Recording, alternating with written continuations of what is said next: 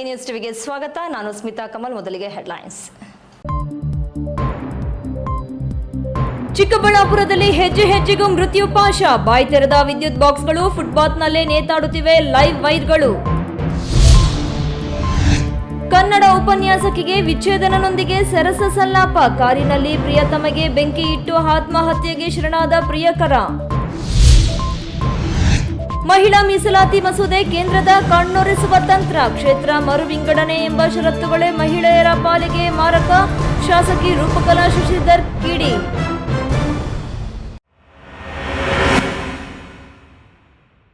ವಾರ್ತೆಗಳ ವಿವರ. ಚಿಕ್ಕಬಳ್ಳಾಪುರ ನಗರದ ಪ್ರಮುಖ ರಸ್ತೆಗಳ ಫುಟ್ಪಾತ್ ಪಕ್ಕ ಹಾಕಿರುವ ವಿದ್ಯುತ್ ಕಂಬಗಳ ಮೇಲೆ ಅಳವಡಿಸಿರುವ ಬೀದಿ ದೀಪ ಮತ್ತು ಕಮರ್ಷಿಯಲ್ ಅಂಗಡಿಗಳ ಹಾಗೂ ವಾಸದ ಮನೆಗಳಿಗೆ ತೆಗೆದುಕೊಂಡಿರುವ ವಿದ್ಯುತ್ ಸಂಪರ್ಕದ ಭದ್ರತಾ ಪೆಟ್ಟಿಗೆಗಳು ಅಲ್ಲಲ್ಲಿ ಬಾಯಿ ತೆಗೆದುಕೊಂಡಿದೆ. ವಿದ್ಯುತ್ ಕನೆಕ್ಷನ್ ಕೇಬಲ್ಗಳು ಕೈಗೆಟುಕುವ ಅಂತರದಲ್ಲಿದ್ದು ಶಾರ್ಟ್ ಸರ್ಕ್ಯೂಟ್ ಆಗುವ ಸಾಧ್ಯತೆಗಳಿದ್ದು ಈ ಬಗ್ಗೆ ಒಂದು ವರದಿ.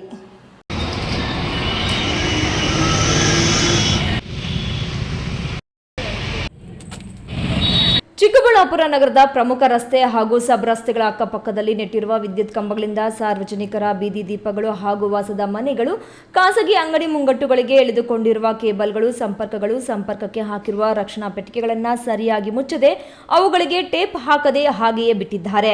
ಅವೆಲ್ಲ ಲೈವ್ ಲೈನ್ ಕನೆಕ್ಷನ್ ಆಗಿವೆ. ಫುಟ್ಪಾತ್ನಲ್ಲಿ ಓಡಾಡುವ ಜನರ ಕೈಗೆಟುಕುವ ಅಂತರದಲ್ಲಿ ಬಾಯಿ ತೆರೆದ ಪೆಟ್ಟಿಗೆಗಳನ್ನು ಹಾಕಲಾಗಿದೆ. ಹೇಳಿ ಕೇಳಿ ಈಗ ಬಿಸಿಲುಗಾಲ. ಎಲ್ಲಿ ನೋಡಿದ್ರೂ ವಿದ್ಯುತ್ ಶಾಕ್ ಸರ್ಕ್ಯೂಟ್ ಆಗಿ ಬೆಂಕಿ ಹೊತ್ತಿ ಉರಿಯುವ ಕಾಲ. ಕೆಲವು ಕಡೆ ಮೈನ್ ಲೈನ್ಗಳು ಸರಿಯಾಗಿ ಎಳೆದುಕೊಂಡು ಕಟ್ಟದೆ ನೇತಾಡುತ್ತಿವೆ. ಕೆಲವು ಬೀದಿ ದೀಪಗಳಿಗೆ ಕನೆಕ್ಷನ್ ಮಾಡಿರುವ ಕೇಬಲ್ಗಳು ಓಪನ್ ಆಗಿ ಹೊರಗೆ ಚಾಚಿವೆ. ಕೆಲವು ಕಡೆ ರಕ್ಷಣಾ ಪೆಟ್ಟಿಗೆಗಳು ಸುಟ್ಟು ಭಸ್ಮವಾಗಿವೆ. ಲೂಸ್ ಕನೆಕ್ಷನ್ ಆಗಿ ಆಗಾಗ ಟಿಸಿಗಳಲ್ಲೂ ಬೆಂಕಿ ಹೊತ್ತಿ ಉರಿಯುತ್ತಿರುತ್ತವೆ. ಎಷ್ಟೋ ಬಾರಿ ಲೈನ್ ಮ್ಯಾನ್ಗಳು ಬಂದು ರಿಪೇರಿ ಮಾಡಿ ಹೋದ್ರೂ ಚಿಟ್ ಅಂತ ಬೆಂಕಿ ಹೊತ್ತಿ ಉರಿಯುತ್ತಿರುತ್ತವೆ. ಹೀಗೆ ಬಾಯಿ ತೆರೆದುಕೊಂಡು ಓಡಾಡುವ ಜನರಿಗೆ ತಾಕುವಂತೆ ಚಾಚಿಕೊಂಡಿರುವ ಲೈವ್ ತಂತಿಗಳಿಂದ ನಾಳೆ ಏನಾದರೂ ಆಗಬಾರ್ದ ಅನಾಹುತಗಳಾದ್ರೆ ಗತಿ ಯಾರು ಅನ್ನುವಂತಾಗಿದೆ. ಫುಟ್ಪಾತ್ ಮೇಲೆ ಅವರು ಲೆಟ್ ಕಂಬ ಹಾಕಿದ್ದಾರೆ. ಜನ ಎಲ್ಲಾನು ಫುಟ್ಪಾತ್ ಮೇಲೆ ಹೋಗ್ತಾ ಇರ್ತಾರೆ. ಆವಾಗ ಅದು ಶಾರ್ಟ್ ಆದಾಗ ಅಲ್ಲಿ ಜಂಪುಗಳು ಆದಾಗ ಇಲ್ಲಿ ಶಾರ್ಟ್ ಆಗೇ ಆಗುತ್ತೆ. ನಾವು KEB ಅವರಿಗೆ ಸುಮಾರು ಸತಿ ಕಂಪ್ಲೇಂಟ್ ಮಾಡಿದ್ದೀವಿ. ಅವರು ಬರ್ತಾರೆ, ಬಂದು ನೋಡ್ಕೊಂಡು ಹೊರಟಾಗ್ತಾರೆ, ರೆಡಿ ಮಾಡಿದ 15 ಜನಕ್ಕೆ ಮತ್ತೆ ಹಾಗೆ ಆಗುತ್ತೆ. ಸಂಬಂಧಪಟ್ಟ ನಗರಸಭಾಧಿಕಾರಿಗಳಾಗಲಿ ಬೆಸ್ಕಾಂ ಇಲಾಖೆ ಅಧಿಕಾರಿಗಳಾಗಿ ಬಾಯಿ ತೆರೆದುಕೊಂಡು ಬೀದಿ ಬದಿ ವಿದ್ಯುತ್ ಕಂಬಗಳ ಮೇಲೆ ಓಪನ್ ಆಗಿರುವ ಭದ್ರತಾ ಬಾಕ್ಸ್ಗಳನ್ನು ಬದಲಾಯಿಸಿ ಜನರ ಕೈಗೆಟಕದಂತೆ ಟೇಪ್ ಹಾಕಿ ಭದ್ರಪಡಿಸಬೇಕಾಗಿದೆ. ಪ್ರತಿದಿನ ಪಾರಿವಾಳಗಳು ಬಂದು ಹಕ್ಕಿಗಳ ಅದ್ರ ಮೇಲೆ ಲೈನ್ ಮೇಲೆ ಕುತ್ಕೊಳ್ಳುತ್ತೆ. ಆಮೇಲೆ ಕೋತಿಗಳು ಓಡಾಡ್ತಾ ಇರುತ್ತೆ. ಮೊನ್ನೆ ಎಲ್ಲ ರೀಸೆಂಟಾಗಿ ಕೋತಿ 2 ಕೋತಿಗಳು ಸತ್ತೋಯ್ತು ಮೇಲೆಯಿಂದ ಹಾಕಿದ್ದು.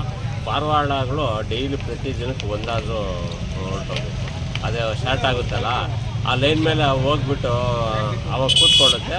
ಶಾರ್ಟ್ ಆದಾಗ ಒಂದಾದರೂ ಕೆಳಗಡೆ ಬೀಳುತ್ತೆ.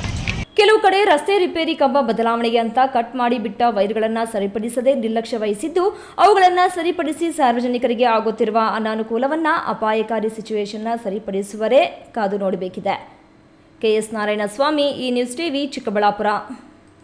ನಿರ್ಜನ ಪ್ರದೇಶದಲ್ಲಿ ಕಾರು ಹೊತ್ತಿ ಉರಿದಿದೆ. ಸುಟ್ಟು ಕರಕಲಾದ ಕಾರಿನಲ್ಲಿ ಸುಟ್ಟು ಕರಕಲಾದ ಸ್ಥಿತಿಯಲ್ಲಿ ಮಹಿಳೆಯ ಶವ ಪತ್ತೆಯಾಗಿದೆ. ದೂರದಲ್ಲಿ ಪುರುಷನ ಸುಟ್ಟ ಬಟ್ಟೆ ಮತ್ತು ಮೊಬೈಲ್ ಪತ್ತೆಯಾಗಿದೆ. ಸ್ಥಳದಿಂದ ಪರಾರಿಯಾಗಿದ್ದ ವ್ಯಕ್ತಿ ಅದೇ ದಿನ ರಾತ್ರಿ ರೈಲಿಗೆ ತಲೆ ಕೊಟ್ಟು ಆತ್ಮಹತ್ಯೆಗೆ ಶರಣಾಗಿದ್ದು, ದೊಡ್ಡಬಳ್ಳಾಪುರ ತಾಲೂಕಿನ ಕೆಜಿಗುಟ್ಟನಹಳ್ಳಿ ಬಳಿಯ ನಿರ್ಜನ ಪ್ರದೇಶದಲ್ಲಿ ಏಪ್ರಿಲ್ 2ರಂದು ಘಟನೆ ನಡೆದಿದ್ದು, ಪ್ರಕರಣ ನಡೆದ ಕೆಲವೇ ತಾಸಿನಲ್ಲಿ ಪೊಲೀಸರು ಪ್ರಕರಣ ಭೇದಿಸಿದ್ದಾರೆ.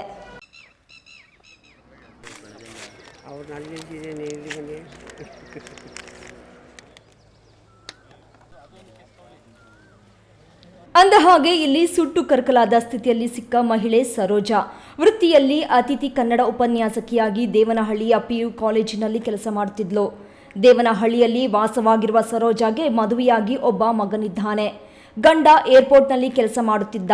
ಮೇ 2ರಂದು ಹಲ್ಲಿನ ಸಮಸ್ಯೆ ಇದೆ, ಆಸ್ಪತ್ರೆಗೆ ಹೋಗಬೇಕೆಂದು ಗಂಡನಿಗೆ ಹೇಳಿ ಬಸ್ ನಿಲ್ದಾಣಕ್ಕೆ ಡ್ರಾಪ್ ಹಾಕಿಸಿಕೊಂಡಿದ್ದು, ಮಾರ್ಗ ಮಧ್ಯದಲ್ಲಿ ಇಳಿದ ಸರೋಜಾ ಆಸ್ಪತ್ರೆಗೆ ಹೋಗುವ ಬದಲಿಗೆ ಪ್ರಿಯಕರನ ಕಾರಿನಲ್ಲಿ ದೊಡ್ಡಬಳ್ಳಾಪುರದತ್ತ ಪ್ರಯಾಣ ಬೆಳೆಸಿದ್ದಾಳೆ. ಪ್ರಿಯಕರ ರಾಮಾಂಜಿನಪ್ಪ ಯಲಹಂಕ ತಾಲೂಕಿನ ಮಾರಸಂದ್ರ ಗ್ರಾಮದ ನಿವಾಸಿ. ಈತನಿಗೆ ಮದುವೆಯಾಗಿ ಒಬ್ಬ ಮಗಳಿದ್ದಾಳೆ. ಗಂಡ ಹೆಂಡತಿ ನಡುವೆ ಹೊಂದಾಣಿಕೆ ಇಲ್ಲದ ಕಾರಣದಿಂದ ವಿಚ್ಛೇದನ ಪಡೆದ ಇಬ್ಬರು ಪ್ರತ್ಯೇಕವಾಗಿದ್ರು. ಈ ಸಮಯದಲ್ಲಿ ರಾಮಾಂಜನಪ್ಪ ಸರೋಜಳೊಂದಿಗೆ ಸಂಬಂಧ ಬೆಳೆಸಿದ. ಇದೇ ಸಂಬಂಧ ಮುಂದೆ ಇಬ್ಬರ ಅನೈತಿಕ ಸಂಬಂಧಕ್ಕೆ ದಾರಿ ಮಾಡಿಕೊಟ್ಟಿದೆ. ಕಾರಿನಲ್ಲಿ ಹೊರಟ ಇಬ್ಬರು ಮಾರಸಂದ್ರ ಮಾರ್ಗವಾಗಿ ದೊಡ್ಡಬಳ್ಳಾಪುರದ ಬಶೆಟ್ಟಹಳ್ಳಿ ಕೈಗಾರಿಕಾ ಪ್ರದೇಶದಲ್ಲಿನ ಕೆಜಿಗುಟ್ಟನಹಳ್ಳಿಯ ನಿರ್ಜನ ಪ್ರದೇಶಕ್ಕೆ ಬಂದಿದ್ದಾರೆ. ಇಲ್ಲಿ ಕೆಲ ಹೊತ್ತು ಖಾಸಗಿ ಕ್ಷಣಗಳನ್ನು ಕಳೆದಿದ್ದಾರೆ. ಕೊನೆಯಲ್ಲಿ ಸರೋಜಾಳ ಮುಂದೆ ಮದುವೆ ಪ್ರಸ್ತಾಪ ಇಟ್ಟ ರಾಮಾಂಜಿ ಗಂಡನನ್ನ ಬಿಟ್ಟು ನನ್ನೊಂದಿಗೆ ಬರುವಂತೆ ಕೇಳಿದ್ದಾನೆ. ಆದರೆ ಸರೋಜಾ ನಯವಾಗಿ ಮದುವೆ ಪ್ರಸ್ತಾಪ ತಿರಸ್ಕರಿಸಿದ್ದಾಳೆ. ಗಂಡ ಮತ್ತು ಮಗನನ್ನ ಬಿಟ್ಟು ಬರಲು ಸಾಧ್ಯವಿಲ್ಲ ಎಂದಿದ್ದಾಳೆ. ಇದರಿಂದ ಕೆರಳಿದ ಆತ ಮಾರಕಾಸ್ತ್ರದಿಂದ ಕೊಲೆಗೈದ ನಂತರ ಕಾರಿನಲ್ಲಿಯೇ ಶವಕ್ಕೆ ಪೆಟ್ರೋಲ್ ಸುರಿದು ಬೆಂಕಿ ಇಟ್ಟಿದ್ದಾನೆ. ಈ ವೇಳೆ ಆತನ ಬಟ್ಟೆಗೂ ಬೆಂಕಿ ತಗುಲಿದೆ. ದೂರದಲ್ಲಿ ಶರ್ಟ್, ಮೊಬೈಲ್ ಬಿಟ್ಟು ಪರಾರಿಯಾಗಿದ್ದಾನೆ.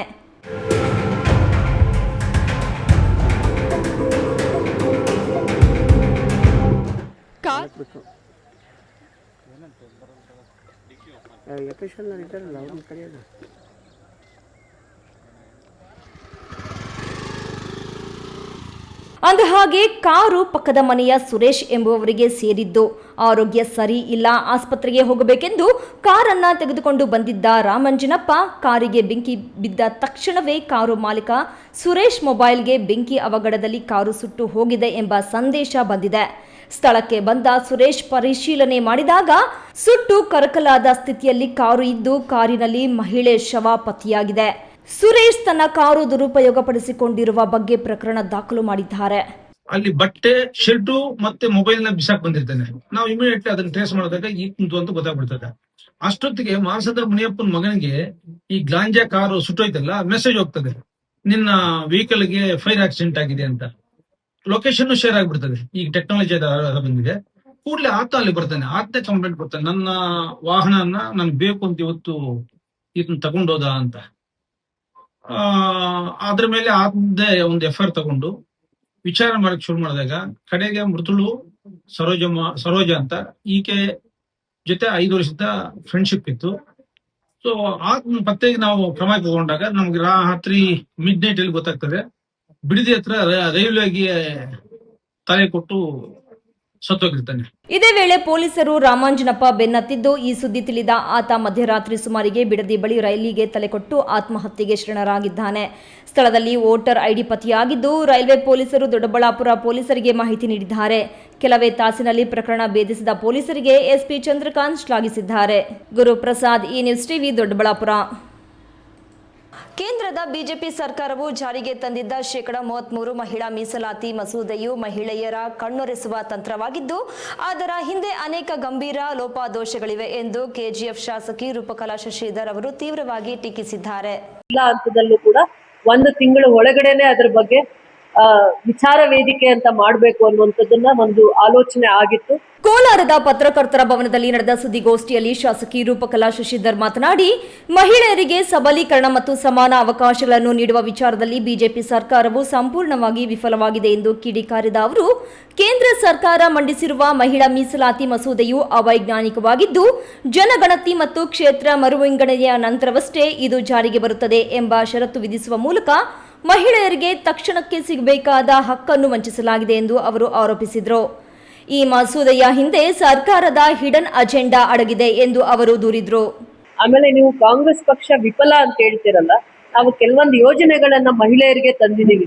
ನೀವು ಯಾರಾದ್ರೂ ಪ್ರಶ್ನೆ ಮಾಡಿ ನೋಡೋಣ, ಮಹಿಳೆಯರಿಗೆ ಅದು ಗೌರವವಾಗಿ ಮುಗ್ತಾ ಇದೆಯಾ ಇಲ್ಲ ಅಂತಂದು ಹೇಳ್ತಾ ಇದ್ದೀರಲ್ಲ. ಕಾಂಗ್ರೆಸ್ ಪಕ್ಷ ವಿಫಲ ಹೌದಾ? ಕಾಂಗ್ರೆಸ್ ಪಕ್ಷ ವಿಫಲ ಆಗಿದ್ರೆ ನಾವು ಹೆಣ್ಮಕ್ಳಿಗೆ ಏನೇನ್ ಸಂಕಲ್ಪ ಮಾಡಿದೀವಿ, ಕೆಲವೊಂದು ಕಲ್ಯಾಣ ಕಾರ್ಯಕ್ರಮಗಳನ್ನ ಅವರಿಗೆ ವ್ಯವಸ್ಥಿತವಾಗಿ, ನ್ಯಾಯಯುತವಾಗಿ, ಯಾವುದೇ ಲೋಪದೋಷ ಇಲ್ಲದೆ 1 ಕೋಟಿ ಜನಸಂಖ್ಯೆ ಹೆಣ್ಮಕ್ಳಿಗೆ ನಾವು ಪಾರದರ್ಶಕವಾಗಿ ಹೆಂಗ್ ಮುಟ್ಟಿಸ್ತೀವಿ, ನಮ್ಮ ಸಂಕಲ್ಪ ಅದು. ನಮ್ಮ ಕಾರ್ಯಕ್ರಮದ, ನಮ್ಮ ಕಾಂಗ್ರೆಸ್ ಪಕ್ಷದ ಕಾರ್ಯಕ್ರಮದಲ್ಲಿ ಮಹಿಳೆಯರಿಗೆ ಕೊಡ್ತಾ ಇರುವಂತ ಸ್ಥಾನಮಾನ, ಗೌರವ ಅದು. ಆ ಪರಿಕಲ್ಪನೆಯಲ್ಲಿ ಕಾಂಗ್ರೆಸ್ ಪಕ್ಷ ಯಾವತ್ತೂ ಹೆಣ್ಮಕ್ಳಿಗೆ ಗೌರವವನ್ನ ಕಾಪಾಡಿಕೊಂಡೇ ಬಂದಿದೆ.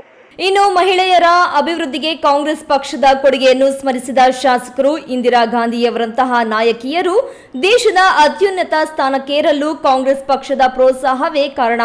ರಾಜ್ಯದ ಕಾಂಗ್ರೆಸ್ ಸರ್ಕಾರವು ಪ್ರಸ್ತುತ ಮಹಿಳೆಯರಿಗಾಗಿಯೇ ಅನೇಕ ಜನಪರ ಯೋಜನೆಗಳನ್ನು ಅತ್ಯಂತ ಪಾರದರ್ಶಕವಾಗಿ ತಲುಪಿಸುತ್ತಿದೆ ಎಂದು ಸಮರ್ಥಿಸಿಕೊಂಡರು. ಸುದ್ದಿಗೋಷ್ಠಿಯಲ್ಲಿ ಜಿಲ್ಲಾ ಕಾಂಗ್ರೆಸ್ ಮಹಿಳಾ ಘಟಕದ ಪ್ರಮುಖರು ಹಾಗೂ ಕಾರ್ಯಕರ್ತರು ಉಪಸ್ಥಿತರಿದ್ದರು. ಸತೀಶ್, ಈ ನ್ಯೂಸ್ ಟಿವಿ, ಕೋಲಾರ. ಇದೀಗ ವಿರಾಮದ ನಂತರ ಈ ನ್ಯೂಸ್ ಟಿವಿ ಮುಂದುವರಿಯುತ್ತದೆ. ಚಿಕ್ಕಬಳ್ಳಾಪುರದ ಪ್ರತಿಷ್ಠಿತ ನ್ಯೂಟನ್ ಇಂಟಿಗ್ರೇಟೆಡ್ ಪಿಯು ಕಾಲೇಜ್ ಸತತ 6 ವರ್ಷಗಳಿಂದ 100ಕ್ಕೆ 100ರಷ್ಟು ಫಲಿತಾಂಶವನ್ನ ಪಡೆದುಕೊಳ್ತಾ ಬಂದಿದೆ. 20 ವರ್ಷಗಳ ಪರಿಣಿತಿ ಹೊಂದಿರುವ ಅನುಭವಿ ಶಿಕ್ಷಕ ತಂಡ, ದಾಖಲಾತಿಗಳು ಪ್ರಾರಂಭವಾಗಿದೆ.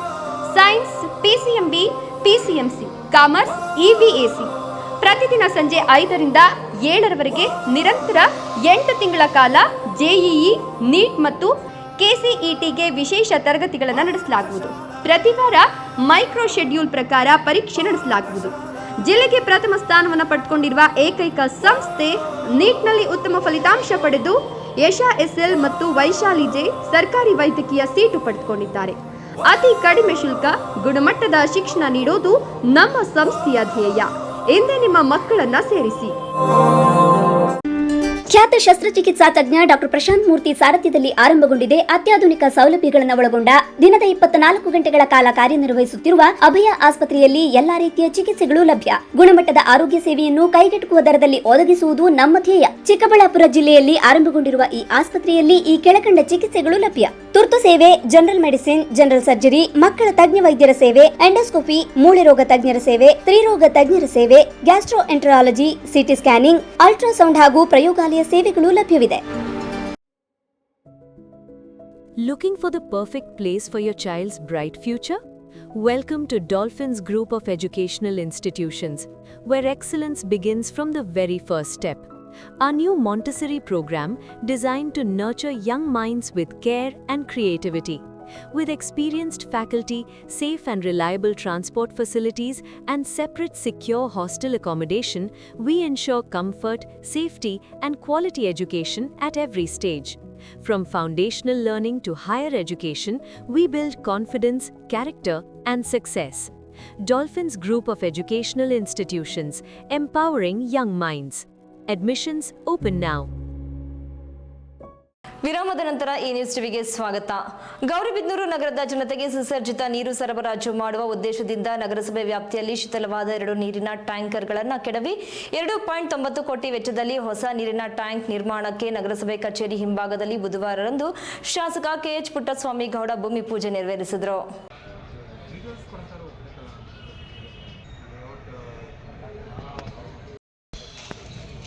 2.90 ಕೋಟಿ ವೆಚ್ಚದಲ್ಲಿ ಹೊಸ ನೀರಿನ ಟ್ಯಾಂಕರ್ ನಿರ್ಮಾಣಕ್ಕೆ ಗೌರಿಬಿದನೂರು ನಗರಸಭೆ ಕಚೇರಿ ಹಿಂಭಾಗದಲ್ಲಿ ಶಾಸಕ ಕೆಎಚ್ ಪುಟ್ಟಸ್ವಾಮಿ ಗೌಡ ಭೂಮಿ ಪೂಜೆ ನೆರವೇರಿಸಿ ಬಳಿಕ ಮಾತನಾಡಿದ ಅವರು, ಸಾರ್ವಜನಿಕರ ಹಿತದೃಷ್ಟಿಯಿಂದ ನಗರೋತ್ಥಾನ ಯೋಜನೆಯಡಿ ಒಟ್ಟು 2.90 ಕೋಟಿ ವೆಚ್ಚದಲ್ಲಿ 2 ಹೊಸ ಟ್ಯಾಂಕರ್ಗಳ ನಿರ್ಮಾಣ ಕಾರ್ಯವನ್ನು ಕೈಗೆತ್ತಿಕೊಳ್ಳಲಾಗಿದೆ.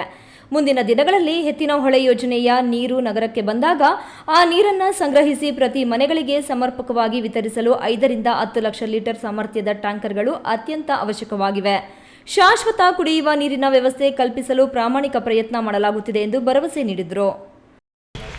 5 ಲಕ್ಷ ಕೆಪಾಸಿಟಿ ಇರ್ತಕ್ಕಂಥ ಈ ವಾಟರ್ ಟ್ಯಾಂಕು ಸುಮಾರು 40 ವರ್ಷಗಳ ಹಿಂದೆ ಕಟ್ಟಿದಂಥದ್ದು. ನಗರದ ಜನತೆ ಮಧ್ಯೆ ನನಗೆ ಮನವಿ ಮಾಡ್ತಾಯಿದ್ರು, ಏಕೆಂದರೆ ಆಗಲೇ ಶಿಥಿಲವಾಗಿದೆ, ಲೀಕ್ ಆಗ್ತದೆ, ಎರಡನೇದಾಗಿ ಕೆಪಾಸಿಟಿ ಅಷ್ಟು ತುಂಬಕ್ಕಾಗ್ತಾಯಿಲ್ಲ ಅಂತ. ಅದಕ್ಕೋಸ್ಕರ ನಗರೋತ್ಥಾನ ಇದರಿಂದ ಇವತ್ತು 2,90,00,000 ಟೋಟು ಅಷ್ಟು ವೆಚ್ಚದಲ್ಲಿ ಟ್ಯಾಂಕನ್ನ ನಿರ್ಮಾಣ ಮಾಡ್ತಾಯಿದ್ವಿ. ಈ ಕಟ್ಟುವ ಟ್ಯಾಂಕು ಇವತ್ತಿನ ಕಾಲಕ್ಕೆ ತಕ್ಕನಾಗೆ ಮಾದರಿಯಾಗಿ ಒಂದು ಯಾವುದೇ ಸುವ್ಯವಸ್ಥೆ ಇರುವಂಥ ರೀತಿಯಲ್ಲಿ ಕನ್ಸ್ಟ್ರಕ್ಷನ್ನ ಈಗ ಹಳೆಯ ಟೈಪ್ನ ಟೆಕ್ನಾಲಜಿ ಹೊಸ ಟೆಕ್ನಾಲಜಿಯಲ್ಲಿ ಈ ಸರಿ ಇದನ್ನು ಟ್ಯಾಂಕರ್ನ ಕಟ್ಟಿ ಇದನ್ನು ಡೆಮೊಲಿಷನ್ ಮಾಡಲಾಗ್ತದೆ. ಈ ಸಂದರ್ಭದಲ್ಲಿ ನಗರಸಭೆ ಪೌರಾಯುಕ್ತ ರಮೇಶ್ ಹಾಗೂ ಮಾಜಿ ಸದಸ್ಯರಾದ ಶ್ರೀಕಾಂತ್, ಶ್ರೀರಾಮಯ್ಯ, ಮುಖಂಡರಾದ ಬೈಪಾಸ್ ನಾಗರಾಜು, ಅಂಬುಬೇಕರ್, ಜಗ್ಗಿ ಹಾಗೂ ಸಂಬಂಧಪಟ್ಟ ಇಲಾಖೆ ಅಧಿಕಾರಿಗಳು ಸೇರಿದಂತೆ ಇನ್ನಿತರರು ಉಪಸ್ಥಿತರಿದ್ದರು. ಪ್ರದೀಪ್, ಈ ನ್ಯೂಸ್ ಟಿವಿ, ಗೌರಿಬಿದನೂರು. ಆಡು ಮುಟ್ಟದ ಸೊಪ್ಪಿಲ್ಲ, ಮೈಸೂರು ಮಹಾರಾಜರು ಮಾಡದ ಕೆಲಸವಿಲ್ಲ ಎನ್ನುವಂತೆ ಕಸಬವನ್ನ ಕಟ್ಟಿದ 3 ಮಹಾನ್ ನಾಯಕರನ್ನ ಇಂದು ನಾವು ನೆನೆಯದೆ ಹೋದ್ರೆ ಅದಕ್ಕೊಂದು ಅರ್ಥವೇ ನೀಡದಂತಾಗೋದಿಲ್ಲ. 112ನೇ ಸಾಹಿತ್ಯ ಪರಿಷತ್ ಸಂಸ್ಥಾಪನಾ ದಿನದಂದು ಅಂತಹವರ ಬಗ್ಗೆ ಮುಂದಿನ ಪೀಳಿಗೆಗೆ ತಿಳಿಸಿಕೊಡುವುದು ನಮ್ಮ ಕರ್ತವ್ಯ ಎಂದು ಅಧ್ಯಾಪಕಿ ಸಾಹಿತಿ ಬಿಎಂ ಪ್ರಮೀಳಾ ಅಭಿಪ್ರಾಯಪಟ್ಟರು.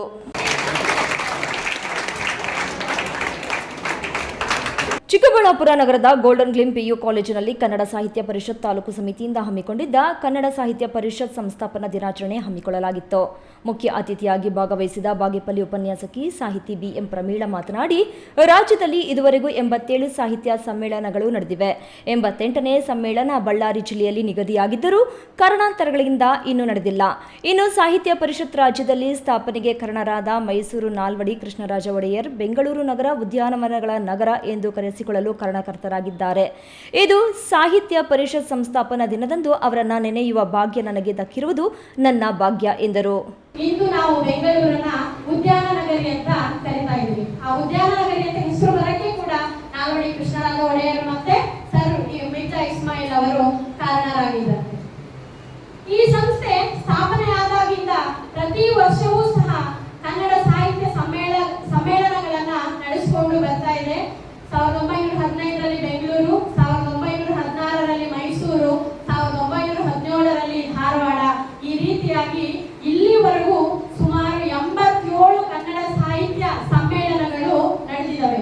ಇನ್ನು ಕಾರ್ಯಕ್ರಮದಲ್ಲಿ ಇತ್ತೀಚೆಗೆ ಪ್ರಕಟಗೊಂಡ ಎಸ್ಎಸ್ಎಲ್ಸಿ ಪರೀಕ್ಷಾ ಫಲಿತಾಂಶದಲ್ಲಿ ರಾಜ್ಯಕ್ಕೆ 2ನೇ ರ್ಯಾಂಕ್ ತನ್ನದಾಗಿಸಿಕೊಂಡಿದ್ದ ಬಿಜಿಎಸ್ ಶಾಲೆಯ ಪ್ರಣತಿ ರಾಜುರವರಿಗೆ ಇದೇ ವೇದಿಕೆಯಲ್ಲಿ ಗೌರವಿಸಿ ಸನ್ಮಾನಿಸಲಾಯಿತು. ಕಾರ್ಯಕ್ರಮದ ವೇದಿಕೆಯಲ್ಲಿ ಕಸಪ ಜಿಲ್ಲಾಧ್ಯಕ್ಷ ಕೊಡಿರಂಗಪ್ಪ, ತಾಲೂಕು ಅಧ್ಯಕ್ಷ ಯಲವಳ್ಳಿ ಸೊನ್ನೇಗೌಡ, ಗೋಲ್ಡನ್ ಗ್ಲಿಮ್ ಪ್ರಾಂಶುಪಾಲ ಮುನಿಕೃಷ್ಣ, ನಂದಿ ಹೋಬಳಿ ಅಧ್ಯಕ್ಷ ಮುನೇಗೌಡ, ನಗರಸಭಾ ಮಾಜಿ ಅಧ್ಯಕ್ಷೆ ಅಣ್ಣೆಮ್ಮ, ಕಾರ್ಯದರ್ಶಿ ಕೆಎಂ ರೆಡ್ಡಪ್ಪ, ಪದಾಧಿಕಾರಿ ರಾಜಣ್ಣ, ವಕೀಲ ಗಂಗರಾಜು ಇದ್ದರು. ಕೆಎಸ್ ನಾರಾಯಣಸ್ವಾಮಿ, ಈ ನ್ಯೂಸ್ ಟಿವಿ, ಚಿಕ್ಕಬಳ್ಳಾಪುರ. ಗೌರಿಬಿದನೂರಿನಲ್ಲಿ ನಡೆದ ತಾಲೂಕು ಮಟ್ಟದ ತ್ರೈಮಾಸಿಕ ಕೆಡಿಪಿ ಸಭೆಯಲ್ಲಿ ಶಾಸಕ ಕೆಎಚ್ ಪುಟ್ಟಸ್ವಾಮಿಗೌಡ ಅಧಿಕಾರಿಗಳ ವಿರುದ್ಧ ಕೆಂಡಾಮಂಡಲರಾಗಿದ್ದಾರೆ. ಬೇಸಿಗೆ ಕಾಲ ಆರಂಭವಾಗುತ್ತಿದ್ದು ಯಾವುದೇ ಕಾರಣಕ್ಕೂ ಕುಡಿಯುವ ನೀರಿನ ಸಮಸ್ಯೆ ತಲೆದೋರಬಾರದು ಎಂದು ಅಧಿಕಾರಿಗಳಿಗೆ ಖಡಕ್ ಎಚ್ಚರಿಕೆ ನೀಡಿದ್ದಾರೆ. ಈ ಕುರಿತು ಒಂದು ವರದಿ.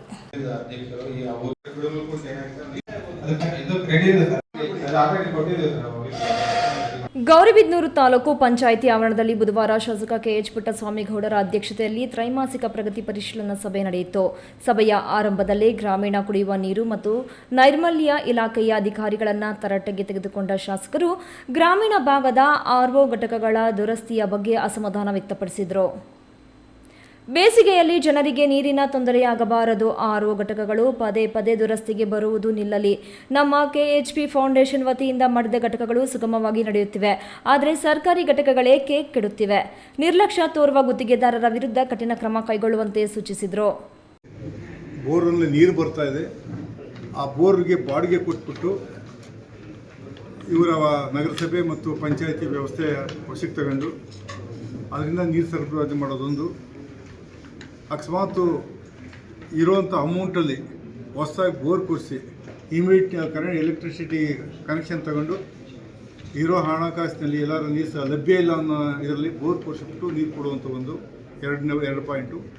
ಶುದ್ಧ ಕುಡಿಯುವ ನೀರಿನ ಘಟಕಗಳಿರ್ತಾವಲ್ಲ, ಆ ಘಟಕಗಳನ್ನು ಯಾರು ಮೊದಲು ಕಾಂಟ್ರಾಕ್ಟರ್ ವಶದಲ್ಲಿತ್ತು ಟೆಂಡರ್ ಆಗಿ ಅವರಿಂದ ವಶಕ್ಕೆ ಪಂಚಾಯಿತಿ ವಶಕ್ಕೆ ತಗೊಂಡು ಕೆಟ್ಟು ಹೋಗಿದರೆ ಸರಿ ಮಾಡಿಸೋದು, ಪೂರ್ತಿ ಹಾಳಾಗಿದರೆ ಹೊಸ ಆರ್ಒ ಪ್ಲಾಂಟ್ ಹಾಕಬೇಕು. ಆದ್ದರಿಂದ ಕುಡಿಯುವ ನೀರಿನ ಸಮಸ್ಯೆ ಗ್ರಾಮದಲ್ಲಿ ಬಗೆಹರಿಸಬೇಕು ಅನ್ನೋದು ಒಂದು ತೀರ್ಮಾನ ಆಯಿತು.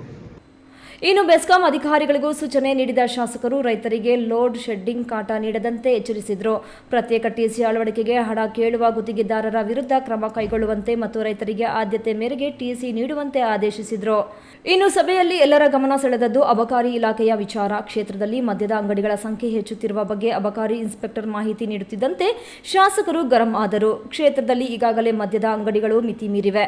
ಜನರ ಜೀವನದ ಜೊತೆ ಆಟವಾಡಬೇಡಿ. ನನ್ನ ಗಮನಕ್ಕೆ ಬಾರದೆ ಹೊಸ ಅಂಗಡಿಗಳಿಗೆ ಅನುಮತಿ ನೀಡಬೇಡಿ ಎಂದು ಎಚ್ಚರಿಸಿದರು. ಒಟ್ನಲ್ಲಿ ಕುಡಿಯುವ ನೀರು, ವಿದ್ಯುತ್ ಮತ್ತು ಜನಪರ ಕಾಮಗಾರಿಗಳ ಬಗ್ಗೆ ಶಾಸಕರು ಕಟ್ಟುನಿಟ್ಟಿನ ಸೂಚನೆ ನೀಡಿದ್ದು, ಅಧಿಕಾರಿಗಳು ಈ ಆದೇಶಗಳನ್ನು ಹೇಗೆ ಪಾಲಿಸುತ್ತಾರೆ ಎಂಬುದನ್ನು ಕಾದು ನೋಡಬೇಕಿದೆ. ಸಭೆಯಲ್ಲಿ ಇಒ ಹೊನ್ನಯ್ಯ, ತಹಸೀಲ್ದಾರ್ ಅರವಿಂದ್ ಸೇರಿದಂತೆ ಹಲವು ಇಲಾಖೆಯ ಅಧಿಕಾರಿಗಳು ಉಪಸ್ಥಿತರಿದ್ದರು. ಪ್ರದೀಪ್, ಈ ನ್ಯೂಸ್ ಟಿವಿ, ಗೌರಿಬಿದನೂರು. ಇದೀಗ ವಿರಾಮದ ನಂತರ ಈ ನ್ಯೂಸ್ ಟಿವಿ ಮುಂದುವರಿಯುತ್ತದೆ. ವಿದ್ಯಾಮೃತ್ ಪಿಯು ಕಾಲೇಜ್, ಚಿಕ್ಕಬಳ್ಳಾಪುರ ನಗರದ ಎಂಜಿ ರಸ್ತೆಯ ಜಿಲ್ಲಾ ಸರ್ಕಾರಿ ಆಸ್ಪತ್ರೆ ಮುಂಭಾಗ 2011ರಲ್ಲಿ ಆರಂಭಗೊಂಡ ವಿದ್ಯಾಮೃತ್ ಪಿಯು ಕಾಲೇಜ್ ಪ್ರತಿ ವರ್ಷ 99% ಫಲಿತಾಂಶ ಪಡೆದಿದ್ದು, ಪ್ರತಿ ವಿದ್ಯಾರ್ಥಿಗಳ ಮೇಲೆ ವೈಯಕ್ತಿಕ ಕಾಳಜಿಯನ್ನು ವಹಿಸಿ ಶಿಕ್ಷಣ ನೀಡಲಾಗುತ್ತಿದೆ. ನುರಿತ ಅನುಭವಿ ಉಪನ್ಯಾಸಕ ವೃಂದ, ಸುಸಜ್ಜಿತ ಪ್ರಯೋಗಾಲಯ, ಕ್ರೀಡೆಗೆ ಆದ್ಯತೆ ಹೊಂದಿರುವ ನಮ್ಮ ಕಾಲೇಜಿನಲ್ಲಿ ವಿಜ್ಞಾನ ವಿಭಾಗದಲ್ಲಿ ಪಿಸಿಎಂಬಿ, ಪಿಸಿಎಂಸಿಎಸ್, ಕಾಮರ್ಸ್ ವಿಭಾಗದಲ್ಲಿ ಇಬಿಎಸಿಎಸ್ ಕೋರ್ಸ್ಗಳಿಗೆ ದಾಖಲಾತಿ ಆರಂಭವಾಗಿದೆ. ಕೆಸಿಇಟಿ, ನೀಟ್ ಹಾಗೂ ಜೆಇಇಗೆ ವಿಶೇಷ ತರಗತಿಗಳನ್ನು ನಡೆಸಲಾಗುವುದು. ನಿಮ್ಮ ಮಕ್ಕಳ ಉಜ್ವಲ ಭವಿಷ್ಯಕ್ಕಾಗಿ ಎಂದೇ ವಿದ್ಯಾಮೃತ ಪಿಯು ಕಾಲೇಜಿಗೆ ಸೇರಿಸಿ. ಭಾರತದ ಪ್ರತಿಷ್ಠಿತ ದ್ವಿಚಕ್ರ ವಾಹನಗಳಲ್ಲಿ ಒಂದಾದ ಹೀರೋ ಬೈಕ್ಗಳು ಚಿಕ್ಕಬಳ್ಳಾಪುರ ಜಿಲ್ಲೆಯಲ್ಲಿ ಲಭ್ಯ. ಉದ್ಯಮಿ ಅಧಿಕೃತ ಡೀಲರ್ ಲಕ್ಷ್ಮೀನಾರಾಯಣ್ ಸಾರಥ್ಯದಲ್ಲಿ ಆರಂಭವಾಗಿರುವ ಶೋರೂಮ್ ಹಲವು ವೈಶಿಷ್ಟ್ಯತೆಗಳಿಂದ ಕೂಡಿದೆ. ಹೀರೋ ಕಂಪನಿಯ ಬೈಕ್ಗಳ ಅಧಿಕೃತ ಮಾರಾಟಗಾರರು ಮತ್ತು ಸರ್ವಿಸ್ ಸೆಂಟರ್ ಸೇವೆಗಳು ಚಿಕ್ಕಬಳ್ಳಾಪುರದಲ್ಲಿ ಈಗ ಲಭ್ಯ. ವಿಳಾಸ ವಿಶಾಲ್ ಮಾರ್ಟ್ ಮುಂಭಾಗ, ಬೇಬಿ ರಸ್ತೆ, ಚಿಕ್ಕಬಳ್ಳಾಪುರ. ಕಷ್ಟಪಟ್ಟು ಹಣ ಕೊಡಿಸಿ ಒಡವೆ ಮಾಡಿಸಿರ್ತೀರಿ. ಮಕ್ಕಳ ಉನ್ನತ ವ್ಯಾಸಕ್ಕೋ, ಅವ್ರ ಮದ್ವೆಗೋ ಅಥವಾ ಯಾವ್ದಾದ್ರೂ ಆರೋಗ್ಯ ಸಮಸ್ಯೆ ಬಂದಾಗ ಹಣ ಬೇಕಾಗತ್ತೆ. ಆ ಚಿನ್ನವನ್ನ ಮಾರೋಕೆ ಅಂತ ಹೋದಾಗ ಬೇಕಾ ಬಿಟ್ಟಿ ಬೆಲೆ ಕೇಳ್ತಾರೆ ಅನ್ನೋ ಚಿಂತೆಲಿದ್ದೀರಾ? ಇನ್ನು ಮುಂದೆ ಆ ಚಿಂತೆ ಮಾಡೋ ಪ್ರಮೇಯನೇ ಇಲ್ಲ. ಹಿಂದೆ ಹಿಂದೂಸ್ತಾನ್ ಗೋಲ್ಡ್ ಕಂಪನಿಗೆ ಬನ್ನಿ. ತಾವು ಅಡ ಇಟ್ಟಿರೋ ಚಿನ್ನವನ್ನ ತಕ್ಷಣ ಬಿಡಿಸಿ ಇಂದಿನ ಆನ್ಲೈನ್ ಬೆಲೆಗೆ ಕೊಂಡ್ಕೊಂಡು ಕೂಡಲೇ ಬಾಕಿ ಹಣವನ್ನ ನಿಮ್ ಕೈ ಕೊಡ್ತಾರೆ. ನಿಮ್ಮ ಕನಸಿನ ಸಾಕಾರಕ್ಕೆ ಜೊತೆ ಆಗ್ತಾರೆ. ಹಿಂದೂಸ್ತಾನ್ ಗೋಲ್ಡ್ ಕಂಪನಿ, ಇದು ನಿಮ್ಮ ಕಂಪನಿ ಅಲ್ಲ, ನಮ್ಮೆಲ್ಲರ ಕಂಪನಿ. ವಿರಾಮದ ನಂತರ ಈ ನ್ಯೂಸ್ ಟಿವಿಗೆ ಸ್ವಾಗತ. ಇದೀಗ ಸಂಕ್ಷಿಪ್ತ ಸುದ್ದಿಗಳು. ದೇವನಹಳ್ಳಿ ಪಟ್ಟಣದ ಬಿಬಿ ರಸ್ತೆಯಲ್ಲಿರುವ ಭಾರತೀಯ ಜನತಾ ಪಾರ್ಟಿ ಕಚೇರಿಯಲ್ಲಿ ಬಿಜೆಪಿ ಮಂಡಳ ಅಧ್ಯಕ್ಷ ಎನ್.ಎಲ್. ಅಂಬರೀಶ್ ಗೌಡ ಅವರ ಅಧ್ಯಕ್ಷತೆಯಲ್ಲಿ ಬಿಎಸ್ವೈ ಅಭಿಮಾನೋತ್ಸವ ಸಮಾವೇಶದ ಕುರಿತು ಬಿಜೆಪಿ ಮುಖಂಡರ ಮತ್ತು ಕಾರ್ಯಕರ್ತರ ಪೂರ್ವಭಾವಿ ಸಭೆ ನಡೆಯಿತು. ದೇವನಹಳ್ಳಿಯಲ್ಲಿ ಮೇ 9ರಂದು ಚಿತ್ರದುರ್ಗದಲ್ಲಿ ನಡೆಯಲಿರುವ ಮಾಜಿ ಮುಖ್ಯಮಂತ್ರಿ ಬಿಎಸ್ ಯಡಿಯೂರಪ್ಪ ಅವರ ಸಾರ್ವಜನಿಕ ಜೀವನದಲ್ಲಿ ರಾಜಕೀಯವಾಗಿ 50 ವರ್ಷಗಳ ಸುದೀರ್ಘ ಸೇವೆಯನ್ನು ಸ್ಮರಿಸಿ ಬಿಎಸ್ವೈ ಅಭಿಮಾನೋತ್ಸವ ಬೃಹತ್ ಸಮಾವೇಶವು ನಡೆಯುತ್ತಿದ್ದು ಹೆಚ್ಚಿನ ಸಂಖ್ಯೆಯಲ್ಲಿ ಜನರು ಸೇರುವ ನಿರೀಕ್ಷೆ ಇದೆ. ಮೇ 8ರಂದೇ ಹೋಗುವವರಿಗೆ ಅಲ್ಲಿನ ಸ್ವಾಮಿಗಳೊಂದಿಗೆ ಸಮನ್ವಯ ಸಾಧಿಸಿ ವಸತಿ ಸೌಲಭ್ಯದ ವ್ಯವಸ್ಥೆಯನ್ನು ಕಲ್ಪಿಸಲಾಗಿದೆ ಎಂದರು. ಸಭೆಯಲ್ಲಿ ಹಲವು ಯುವ ಮುಖಂಡರು ಬಿಜೆಪಿ ಪಕ್ಷದ ತತ್ವ ಸಿದ್ಧಾಂತಗಳನ್ನು ಒಪ್ಪಿ ಪಕ್ಷಕ್ಕೆ ಸೇರ್ಪಡೆಗೊಂಡರು. ನಂತರ ನೆರೆ ರಾಜ್ಯಗಳಲ್ಲಿ ನಡೆದ ಚುನಾವಣೆಯಲ್ಲಿ ಬಿಜೆಪಿ ಅಭ್ಯರ್ಥಿಗಳ ಗೆಲುವಿಗೆ ಸಮಾಚರಣೆ ನಡೆಯಲಾಯಿತು. ಸಭೆಯಲ್ಲಿ ಬಿಜೆಪಿ ಜಿಲ್ಲಾಧ್ಯಕ್ಷ ರಾಮಲಿಂಗಪ್ಪ, ಮಾಜಿ ಶಾಸಕ ಜಿ. ಚಂದ್ರಣ್ಣ ಹಾಗೂ ಮುಖಂಡ ಬಿ.ಕೆ. ನಾರಾಯಣಸ್ವಾಮಿ, ಜಿಲ್ಲಾ ಪ್ರಧಾನ ಕಾರ್ಯದರ್ಶಿ ನಾಗವೇಣಿ, ಹಿರಿಯ ಮುಖಂಡರಾದ ಅಶ್ವಥ್ ನಾರಾಯಣ್ ಇನ್ನಿತರು ಉಪಸ್ಥಿತರಾದರು. ಕೊನೆಯದಾಗಿ ಮತ್ತೊಮ್ಮೆ ಮುಖ್ಯಾಂಶಗಳು. ಚಿಕ್ಕಬಳ್ಳಾಪುರದಲ್ಲಿ ಹೆಜ್ಜೆ ಹೆಜ್ಜೆಗೂ ಮೃತ್ಯು ಪಾಶ, ಬಾಯಿ ತೆರೆದ ವಿದ್ಯುತ್ ಬಾಕ್ಸ್ಗಳು, ಫುಟ್ಪಾತ್ನಲ್ಲೇ ನೇತಾಡುತ್ತಿವೆ ಲೈವ್ ವೈರ್ಗಳು. ಕನ್ನಡ ಉಪನ್ಯಾಸಕಿಗೆ ವಿಚ್ಛೇದನನೊಂದಿಗೆ ಸರಸ ಸಲ್ಲಾಪ, ಕಾರಿನಲ್ಲಿ ಪ್ರಿಯತಮಗೆ ಬೆಂಕಿ ಇಟ್ಟು ಆತ್ಮಹತ್ಯೆಗೆ ಶರಣಾದ ಪ್ರಿಯಕರ. ಮಹಿಳಾ ಮೀಸಲಾತಿ ಮಸೂದೆ ಕೇಂದ್ರದ ಕಣ್ಣೊರೆಸುವ ತಂತ್ರ, ಕ್ಷೇತ್ರ ಮರು ವಿಂಗಡಣೆ ಎಂಬ ಷರತ್ತುಗಳೇ ಮಹಿಳೆಯರ ಪಾಲಿಗೆ ಮಾರಕ, ಶಾಸಕಿ ರೂಪಕಲಾ ಶಶಿಧರ್ ಕಿಡಿ. ದಿನನಿತ್ಯದ ವೈಭವೀಕರಣವಿಲ್ಲದ ನೈಜ ಸುದ್ದಿಗಳಿಗೆ ತಪ್ಪದೇ ವೀಕ್ಷಿಸಿ ಈ ನ್ಯೂಸ್ ಟಿವಿ.